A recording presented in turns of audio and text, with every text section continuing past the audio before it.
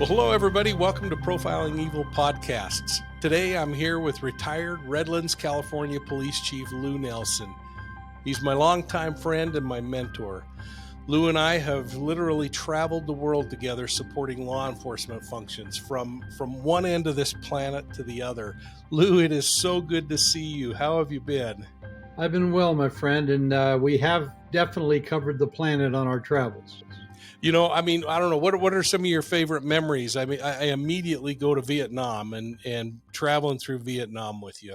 I think Vietnam, and also particularly our trip to Rome, where we got to go in the catacombs. We got a special tours. Pretty nice. I don't think I'll ever forget that either. Being in the Sistine Chapel alone in the middle of the night, how many people in their lifetimes get that opportunity? Not many. And how many get private tours of the Vatican Library? Or a private audience with the Pope with 200 of our closest friends. 200 of our closest friends, but pretty cool. Even though I'm not Catholic, I respected the man greatly. That was really quite a remarkable experience. Folks, we were actually there with Interpol, and we were there for a series of meetings. And if you ever want to travel into Rome, Italy, the way to do it is with Interpol, where they pick you up at the airport. They take you through customs. You don't stop for any red lights. Yeah, they just get you there. Yeah, it was pretty amazing. Yeah, your passport gets stamped and everything else. Yeah, Lou, you had a 30 plus year law enforcement career in Southern California. You were first a young man who fell in love with a girl, and you ended up in Vietnam, and a year later you got to come back home and actually get to know Kathy. But you spent a law enforcement career in Southern California. I want to talk to you about a couple of things that have to do with law enforcement, your experiences, and frankly, a conversation we shared on the phone the other day. Well, I think that the bottom line is um, I always saw law enforcement as an honorable career. I had my own bad experiences with some police officers in my youth and even once in the military. But by and large, like every other department, like every other police agency in the world, the vast majority of police officers are honest, hardworking, dedicated people who understand their fiduciary responsibility to the public. We were fortunate to be able to serve with 99% of those very officers that you've described.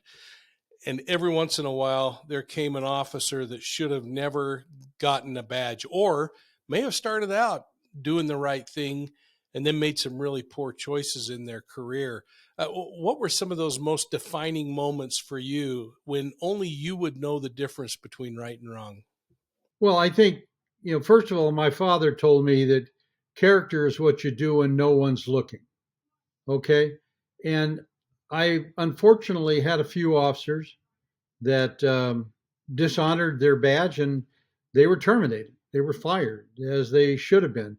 And sometimes it wasn't easy because you might have liked the person personally, but they had really knowingly done the wrong thing. There's a difference between making an honest mistake, which we can deal with if you own up to it, and committing a criminal act or committing a dishonorable act.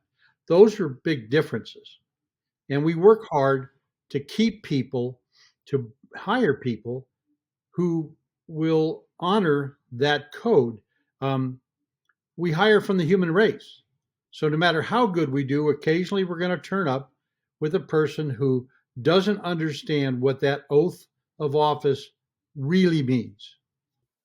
Yeah, the last couple of years have been really tough years on law enforcement, and you and I have texted on a regular basis as we've watched, in many cases, police departments and officers on the street having to stand alone without the support of an administration, a community in some cases, at least the verbal community, and they've had to go about being a police officer in a pretty unfriendly area. What do you think about the current public perception of police? And will we see that pendulum swing back? Yeah, I think the vast majority of officers, the vast majority, are great people doing the, like I like to say, people who care doing things that matter. And I think the pendulum will swing back, and I think it's beginning to swing back. But the problem will be how long. I have a son who did 30 years in Southern California in law enforcement and now is retired from there, but he also went back to work for a sheriff's department in Idaho. I have a daughter in law who retired from Riverside Sheriff's Department in Southern California. My younger brother is LAPD retired. His son is a highway patrolman. And a whole bunch of my ball players that I coached through the years are federal, state, and local law enforcement. Great people, people who honored their commitment, honored their badge. No one hates a bad cop more than a good cop. Yeah, I would have to say amen to that. I think back when you and I started our careers, you a few years before me, and then me shortly after. Um, we might go years between armed confrontations. When I think of your son, and frankly, the gun battle that he was in, and the kinds of weapons that he was facing, it's a different era now. Yeah, I mean, we dealt with guns occasionally in my, back in 69, 70, and we weren't respected very much back in those days. But the fact of the matter was, it was, Vietnam was going on, there was protests going on, and that era passed. But we didn't nearly come up with the guns that they come up with today, ghost guns, automatic weapons. Just didn't have it. And today it's a much more dangerous environment for those young officers on the street. Well, I want to take you back a couple of months. I called you actually late one night, and from time to time, you and I have our own online choir practice where we call each other and kind of talk each other down when something really frustrating has happened. And on that particular night, I had just finished visiting a family whose son in 1975 was killed by a Texas town marshal.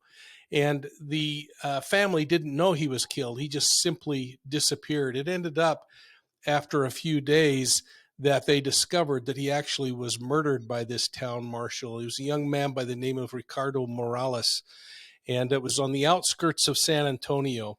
And as I met with the family, I was immediately taken back by the fact that in looking at all of the old police records and newspaper clippings, initially this family was, in some cases, bothered by the local police, called wetback and other things. And I called you, and one of the things I said was that this family has been in the United States for more than 400 years. Yeah, well, I mean, the fact of the matter is my recollection is there's Vietnam veterans in the family, other veterans in the family. They've served our country. They've done what it is. I, it's painful to hear that kind of story. And those are the kind of things that we need to root out of law enforcement, period. When I looked at hiring officers, one of the things I feared that I tried to weed out was officers that were looking for power as opposed to service. I wanted a service mentality in the people that I hired. From the time I was hiring people, which was frankly starting in '83. That's 1983 for those people that are of this generation. Do you remember what it was that helped you in that interview process to find who that officer was? Because in this particular town where this murder occurred, I went back hoping that the local police department might offer some historical information about the case. I received a rather cold reception at the administrative levels. The street cops I talked to were just incredibly awesome. Frankly, didn't even know about the case, but it's been 45 years. How would they in some cases? But the sad part to me was that they didn't know about the case where an Right. officer chose to Right. violate the rights of a human being. That was really troubling to me. Well, I like to tell my officers that I believed in golden rule policing. Treat others like you'd like to be treated yourself, or like your sister or your mom or your grandmother treated. If you can explain what you did last night to your grandma exactly as it happened and feel good about it, you've done the right thing. Those are the things you look for. Those are the character issues that you look for in a police officer. We can look at race, creed, color, place of national origin, sexual orientation. I believe a police department should reflect the population that it serves, but I also want to look at the fact of character, respect for human rights, responsibility to accept what they've done and own up to it, competence, service orientation. All of those things are relevant to me. That's what I look for in a police officer. I mean, I've hired gay officers, I've hired officers of multiple races, and I look again, though, past that into the character of the human being, into that service orientation. Do you want to help people? And that's where it is. If you're looking for power, wrong place to be. If you're looking to help, right place to be. There's times where you got to use police power, but you don't want power for power's sake. Folks, I'm talking with retired Redlands, California Police Chief Lou Nelson, my longtime friend and mentor. We have worked together all throughout the year for many, many years. Lou, you said something really important there that I wanted to bring up, and that is that police work is an ugly business at times. We take young people, men and women, and we give them, with a very minimal amount of training, the ability to actually take life if certain things happen in the course of their duties.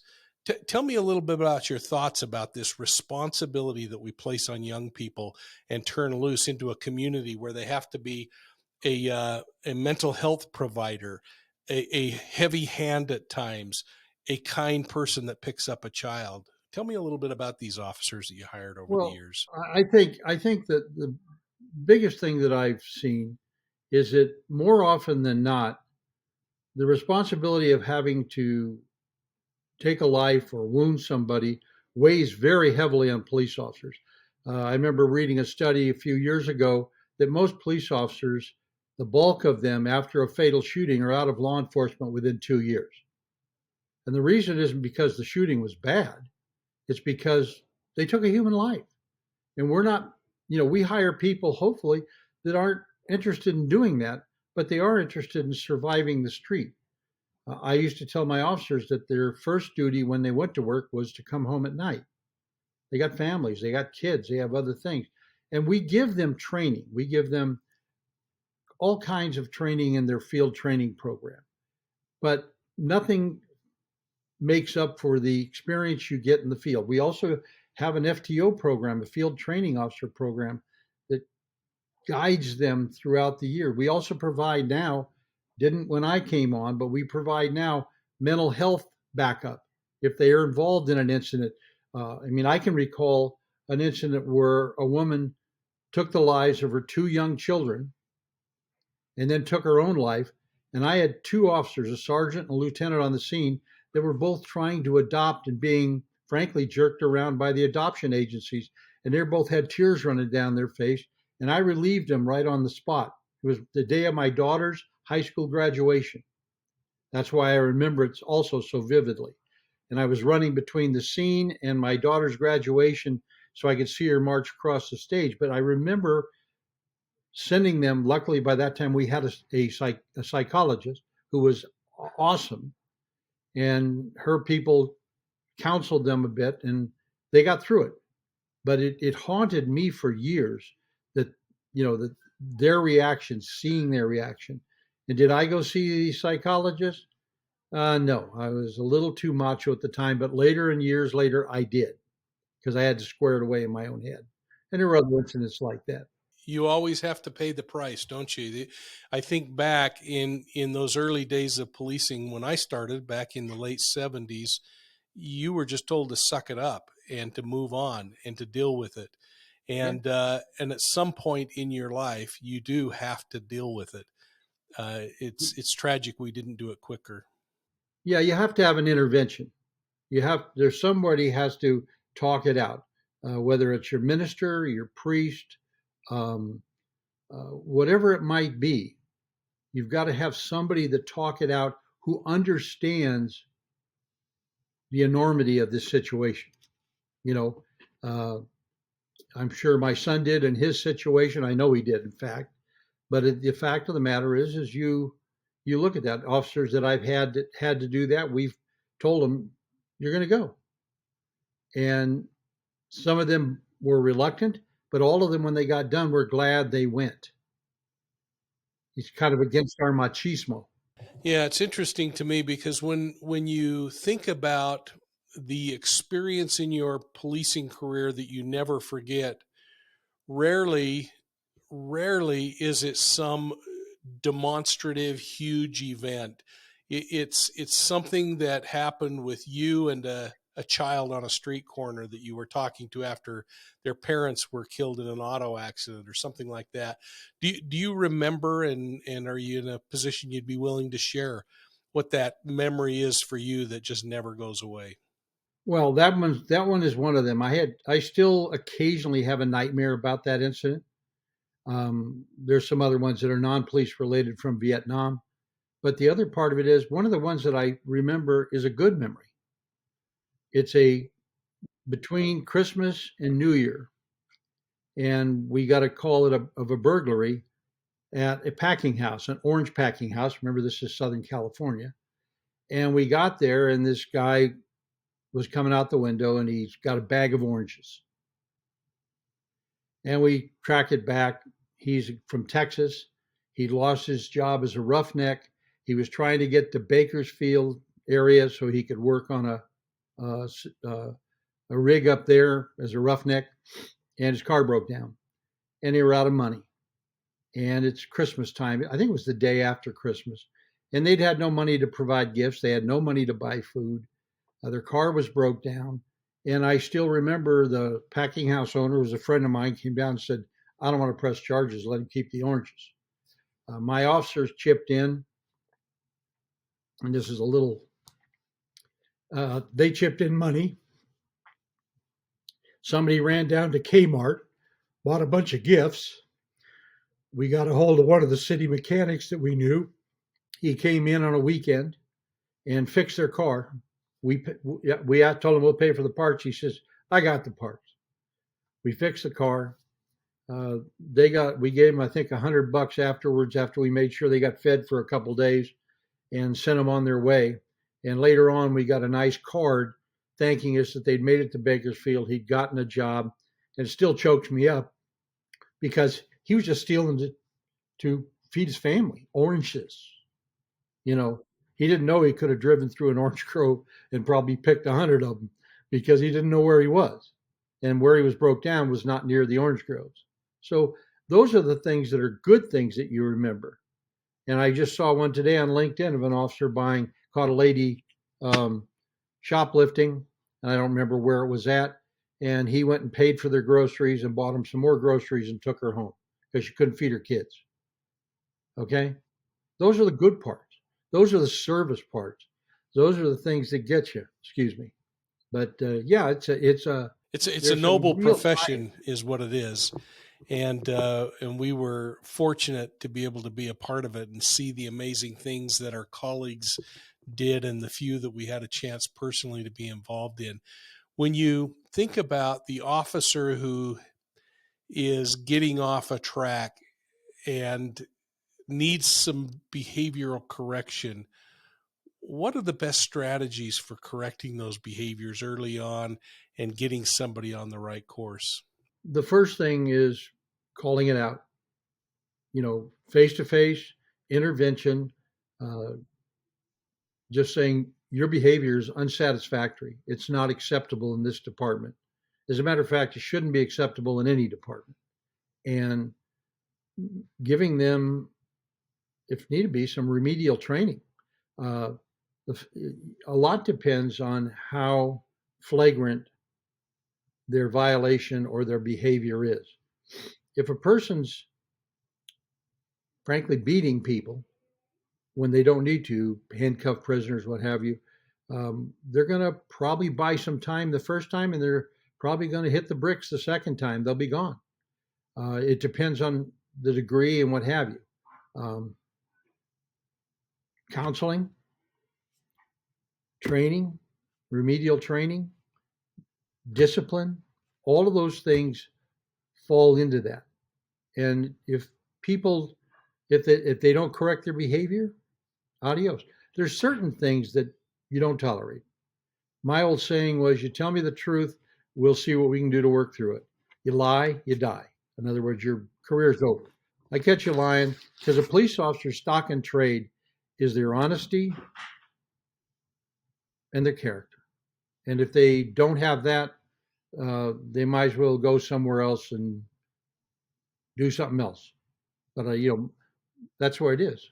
We were so lucky because I think it's luck. We didn't have Facebook and Twitter accounts and other things that we see officers really getting in trouble over. Uh, I mean, what are your thoughts there? And can you imagine how tricky it would have been to navigate that in the early days of those new medians becoming available? I frankly don't like what I see on Facebook and Twitter and LinkedIn. There's a lot of people that just spend their time trolling, and some of them are police officers. And it's something that's gotten a lot of people in trouble. If I were to tell a person today, just if you want to put something on Facebook, make it a happy thing. Make it something about, I understand there's going to be a lot of 9/11 postings in the next few days, and that breaks my heart. But I mean, I'll honor the people that died at 9/11 the same way. But I'm not going to troll anybody about it. I'm not going to do those type of things. And I think if I was counseling a young person today, I'd tell them to stay off of Facebook, or if nothing else, put only wonderful, powerful things. I had a friend whose son lost a major job after graduating from a prestigious Ivy League university because they went back and looked at his Facebook page and saw there were multiple pictures of him drunk. And I mean, he went, and you think about even as recently as just a few years ago in the LA Sheriff's Office, how cases were being dropped because of things that were posted by officers, that officers were not being hired. Now, today, people are required to give access to those social media accounts that they're involved in. And frankly, I think it's a good thing to know what someone's really like. well, and the other part of it is some of these things are racist posts, or homophobic posts. And I think the fact of the matter is, my philosophy has always been that I take people one at a time. I don't group them. I don't try to stereotype them. I've always looked at people one at a time. What do you bring to the table? And there's some people I don't care for. I can't say I hate anybody, but there's some people that I wouldn't want to spend 5 minutes with. But there's a lot of people out there that have a lot to contribute. And I think the more they keep their posts and everything positive, the better off they're going to be in their career.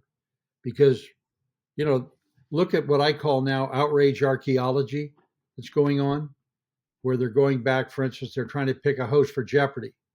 Oh, this guy said this back when, this guy said, didn't matter if it's 15, 20 years ago, and they've changed their opinion.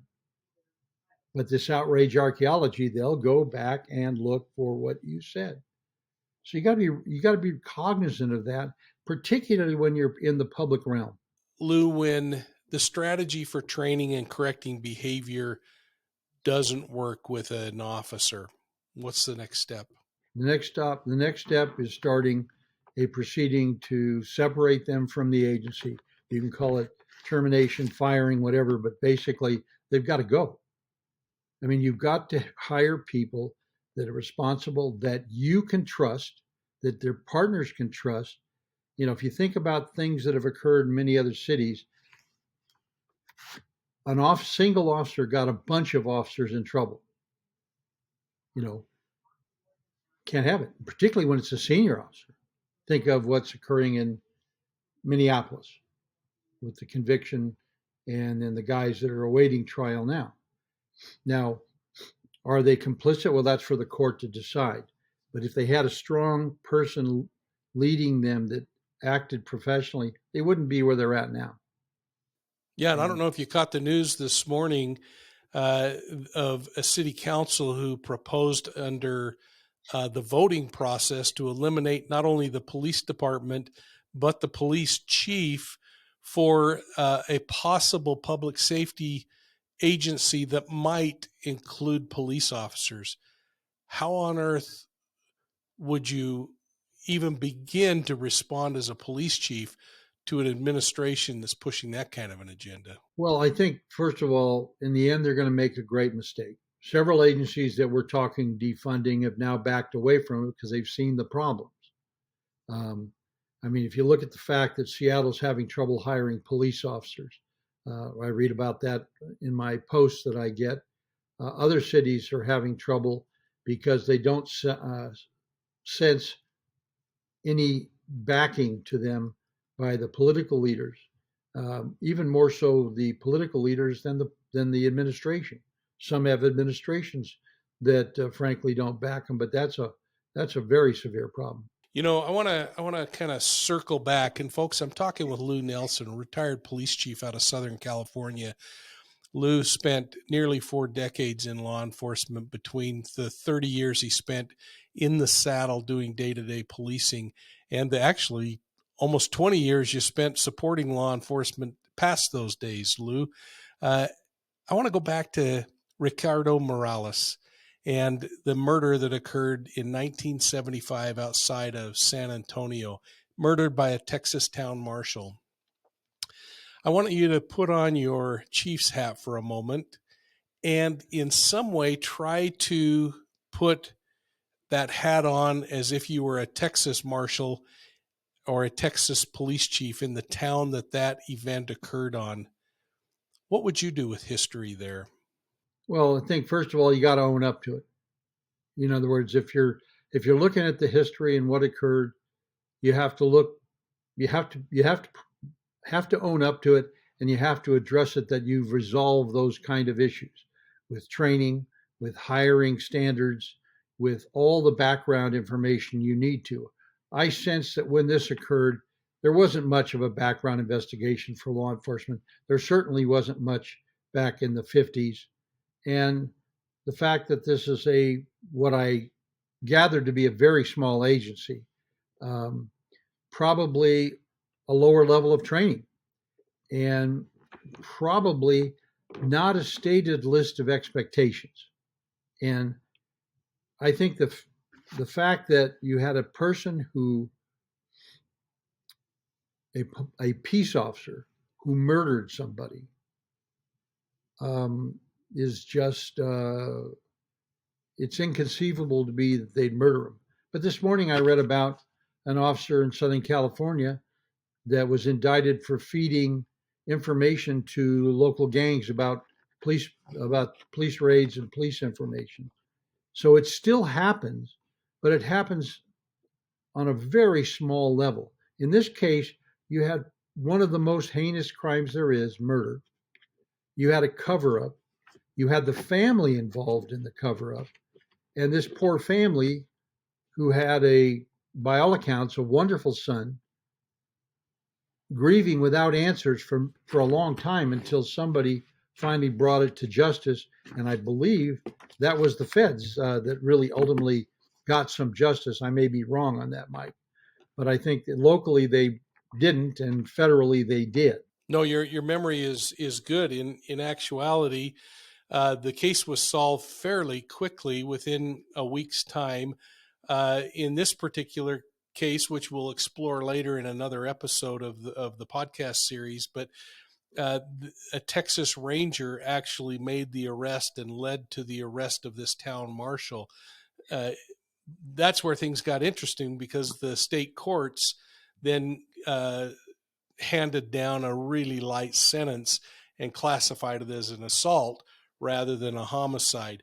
It took years until this family garnered enough attention and courage to approach the U.S. Department of Justice, who stepped in and said enough's enough, and that's what put this marshal in prison for the rest of his life. Yeah, and I think that the fact that in this case justice was delayed but not denied. They finally got their justice, but it certainly was delayed in time. I'm certainly happy that the Texas Rangers did their job as far as that. The courts, maybe not so much, but the feds stepped in. And, a lot of police officers have a sensitivity to the federal government stepping in on civil rights violations. But this was flagrant. This was terrible. You said something really important. You said we have to own up when we make mistakes. Yeah. There is a rightful concern that talking about this old case could re-anger people in the population around that community. In reality, is that something you would agree with or disagree with?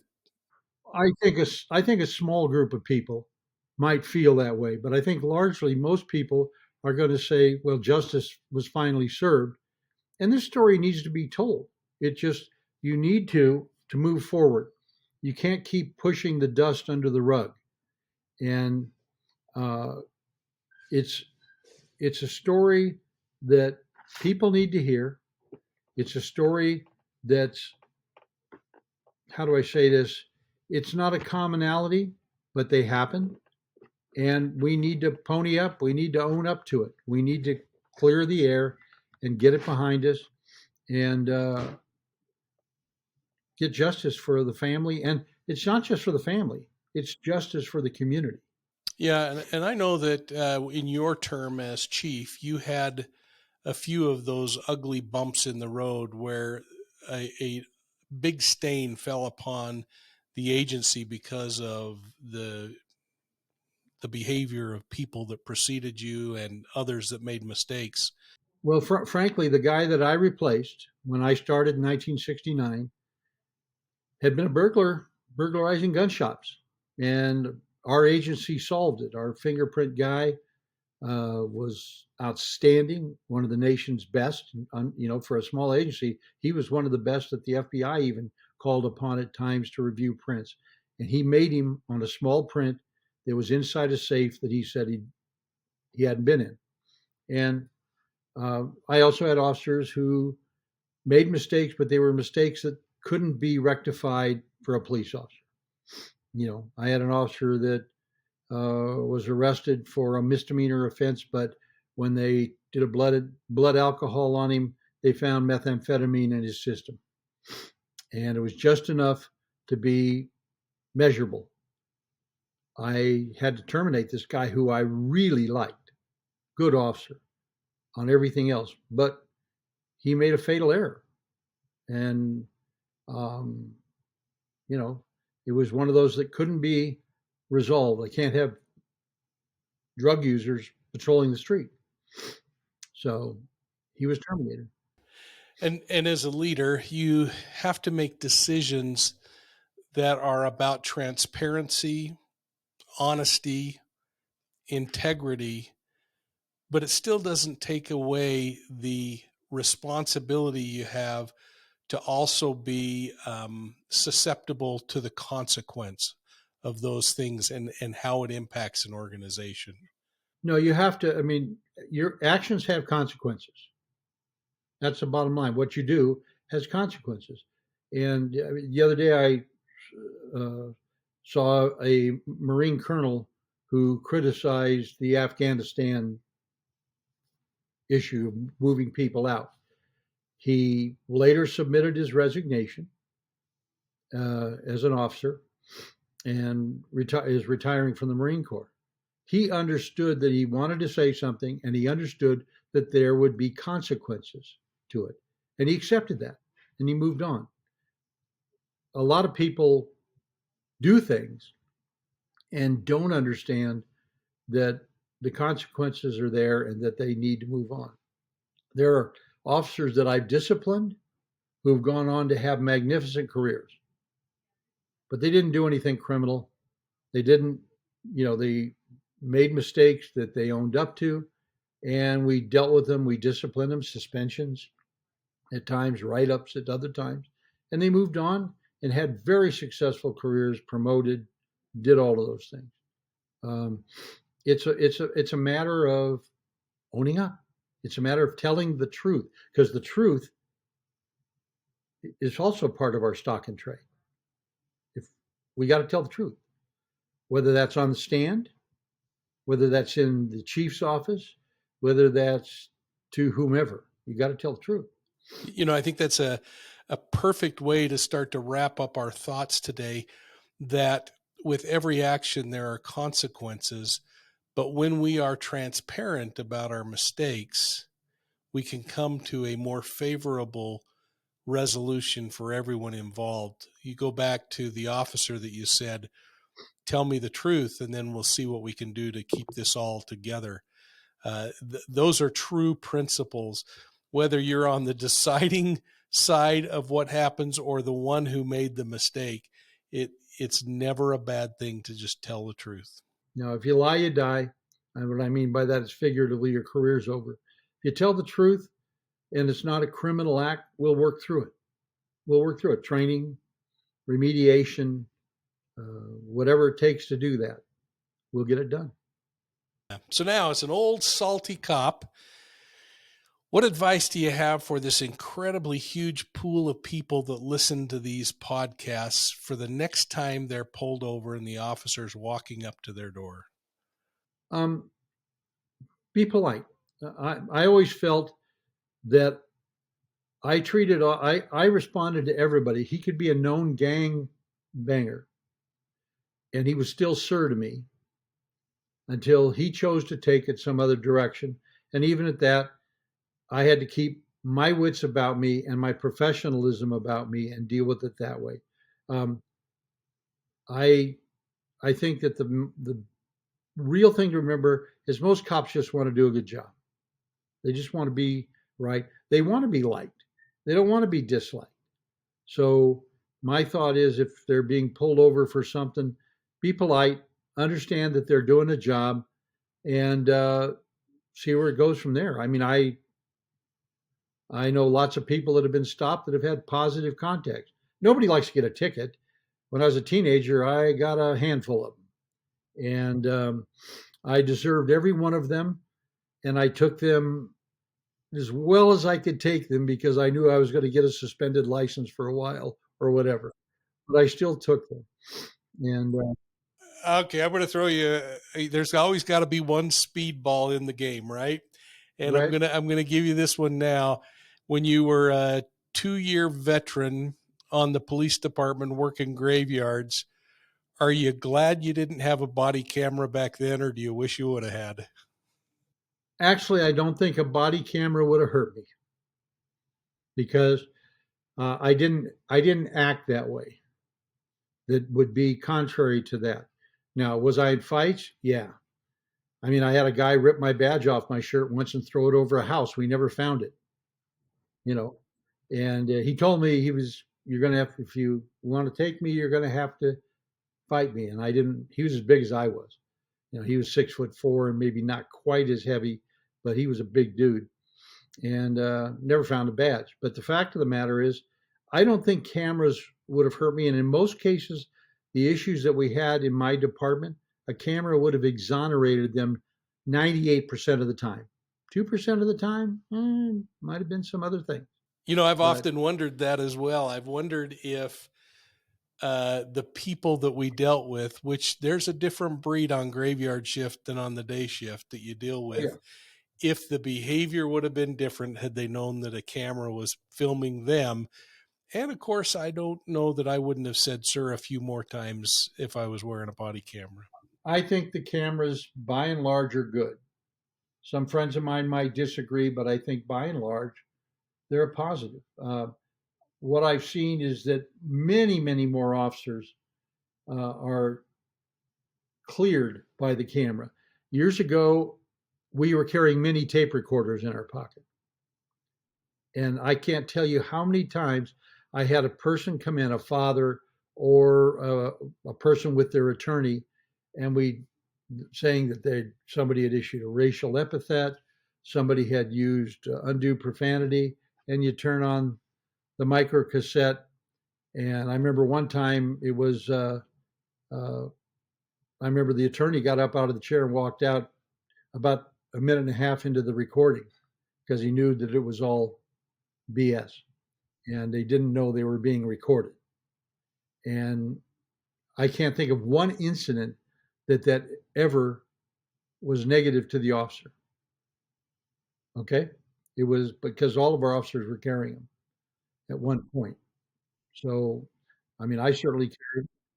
Well, it would have been interesting in 1975 if the town sheriff or the town marshal, when he approached Ricardo Morales, if he had been wearing a body camera, if it would have ended up in a different outcome, or if we would learn more about the behavior of not only Ricardo, but everyone at the scene.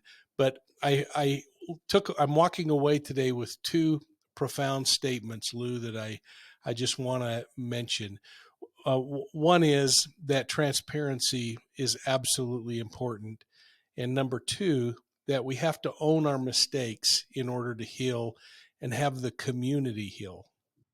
Yeah, and I even as a chief, I used to tell my city manager, he'd say, "Well, you need to, so and so." I said, "Happen on my watch, I'll deal with it."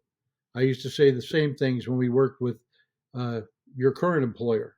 Okay, I said the same thing. I'd tell Jack, "It happened on my watch, I'll address it. My fault. Okay, I'll train them better. I'll, as a friend of mine used to say, I'll learn them up."